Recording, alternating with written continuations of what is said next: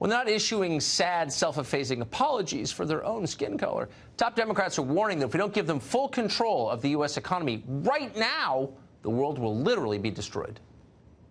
The world is going to end in 12 years if we don't address climate change. And your biggest issue is your biggest issue is how are we going to pay for it? And like, this is the war. This is our World War II. This is our final chance. The scientists are absolutely unanimous on this, that we have no more than 12 years to take incredibly bold action on this crisis. That's just pathetic. But this show cares about science, and so we want to assess the claim critically and scientifically. Do we really have 12 years left? That's what they're saying. Is it true? Daniel Turner is the executive director at Power the Future and joins us tonight. Mr. Turner, thanks very much for coming on. So just throw that right to you. Do we have 12 years left? Is there science that shows that? Actually, the Associated Press today debunked that, which was pretty fascinating for someone who studies energy and environmental issues, to see the Associated Press walk that back and say, we have never said there are 12 years left to fix climate change. But Beto has said it, Alexandria Ocasio-Cortez has said it, and the scientists who wrote this UN report have said, that is a made-up statistic that you all have extrapolated. It's interesting that they finally issued the report now. Hold on, slow down. That's the party of science. Yes. We know that. They had a march for science after Trump got elected. Do you remember that? Yes. Because they believe in science and we don't.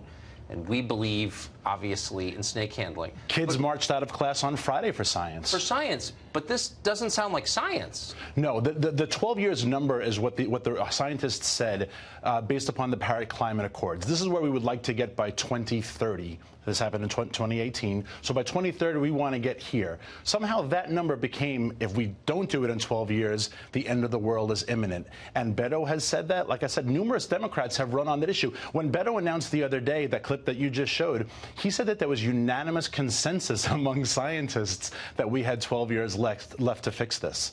And so it is nonsense that they've repeated this over and over again, and it never gets, as you said in your first segment, it never gets corrected and no one apologizes. So these are basically people you're saying who believe that Bill Nye is actually a science guy and not just a buffoon created by television. Exactly. Okay. And what I'd love to ask these folks, I remember a report in 1989, I was a freshman in high school when it came out, that said we had 10 years left. By the year 2000, we had to fix climate change. What did they get wrong then? The same UN panel, by the way, issued both reports. What did they get wrong then that they are so certain that they have now that we have to fix climate change? It sounds like a lot of what they say is just an effort to immediately take the moral high ground and, holding the moral high ground, do whatever they want to the country. Yeah, when you do things under the guise of protecting Mother Earth or for the planet or for the children, which is what a lot of them say. Remember those kids who stormed Dianne Feinstein's office a little while ago? When you do things for the planet, you are given a really wide berth.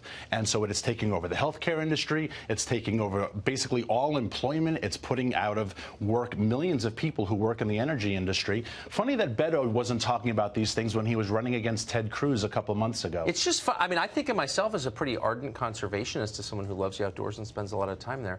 If they care so much about the environment, why are their cities filthy? The cities that they run, San Francisco, Los Angeles, New York, they're cesspools. And why don't, in their personal lives, they dictate what they want government to mandate? Bernie Sanders prefers to fly on private jets. Alexandria Ocasio-Cortez prefers to take the shuttle on American Airlines to Amtrak. Now, Penn Station, I don't blame her. I would much rather take the shuttle, the airline as well. But doesn't that tell you, you don't want to go to Penn Station because it's disgusting. Mm-hmm. You don't want to walk down the street in the Mission District in San Francisco because there's human waste and hypodermic needles.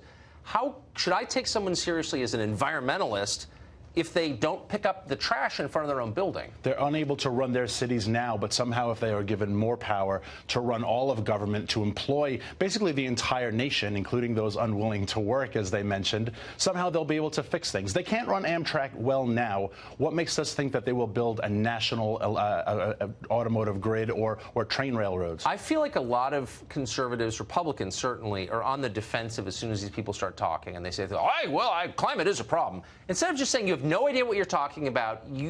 There's no reference in science to what you're saying. You're a demagogue and a liar. Why does nobody say that? I wish they would just point out what actually fossil fuels does for our country, what it does for our economy, the quality of life that we have. The kids who were marching just on Saturday were all with smartphones. There was a girl who had a plastic Fiji water bottle. Does she not know that? And saying, stop fossil fuels. Does she not know where fossil fuels come from and what they do?